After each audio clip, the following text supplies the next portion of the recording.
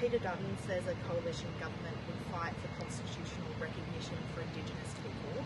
Does his position damage the prospects of the referendum this year? Well, Peter Dutton was part of a government for 9 years. You've had, when it comes to the constitutional referendum that will take place in the last quarter of this year, this isn't something that's come in a vacuum.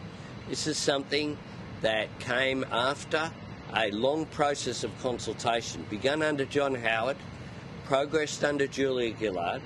Then Tony Abbott established a referendum advisory group that he established when he became Prime Minister. It is the process that led to the Uluru Statement from the Heart, that one-page document agreed to in the First Nations Constitutional Convention held in 2017. You then had a report established after a parliamentary committee chaired by Julian Leeser and by Patrick Dodson, a committee established by the government under Tom Calma and Marcia Langton, which produced a report that went to the Morrison government not once but twice. The Scott Morrison, before the 2019, said that there would be advance. I was there at the Garma Festival in 2019 where Ken Wyatt spoke about a referendum taking place. Nothing happened. Nothing happened. The idea that Peter Dutton is going to advance this issue after he presided over a process in which he pretends that this has just arisen in recent times is, quite frankly, as disingenuous as some of the questions that have been asked in the Parliament over the last 2 weeks. I say this: there is an opportunity to get constitutional recognition for Aboriginal and Torres Strait Islander people this year. And if not now, when? If not now, when? The idea that having done absolutely nothing to advance actually having a referendum, and then after indicating that they support constitutional recognition and they will legislate for the voice, they are then running a scare campaign about the voice. The contradictions are there for all to see. And I think it is really unfortunate because this is a lost opportunity. I support the gracious request of Aboriginal and Torres Strait Islander people to be recognised in the Constitution in the form in which they've asked. This is simply an advisory body that can do good and can do no harm. One that their power is the power of its ideas. This will give respect to Indigenous Australians. It will lift up all Australians, make us feel better about ourselves when you acknowledge the fullness and richness of your history. And it will also be recognised by the world. Will be watching what happens as well. It will be a sign that we're a confident, mature nation going forward.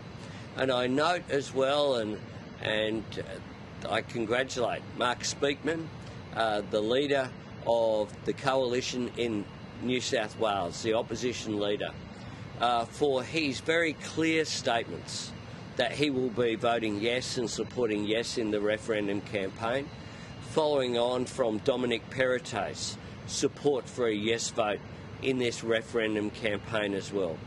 There were people during the Republic referendum said, "Oh, I don't particularly like this model, I'll wait for the next vote." That was last century. It's 2 waiting and there's no vote on the horizon. I say to Australians, this is an opportunity. Don't miss it. There are people, including the Premier of Tasmania, Jeremy Rockliff, including now the opposition leader in New South Wales, Mark Speakman, including all of the Labor Party premiers and leaders throughout the nation, but importantly as well, business leaders, the Business Council of Australia, the union movement, sporting codes, including the Football Federation, the AFL, the National Rugby League. People like, to name one great North Queenslander, the great Jonathan Thurston, is there in the Yes pamphlet, explaining why for him this is really important going forward. You have every single major faith group in this country calling for a yes vote, calling for reconciliation. It's not too late for Peter Dutton to say, I'm going to try and argue against the Prime Minister on health or education or some other issue. Don't use this issue to cause division. Don't use this issue.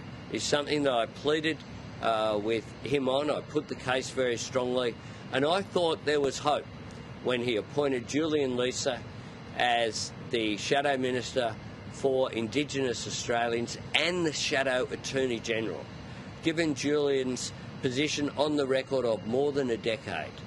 And yet that, of course, ended up with Julian Leeser going to the backbench in order to fulfil the principal position that he has.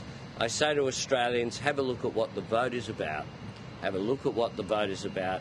It's just about recognition and then listening to Indigenous Australians so that we get better results.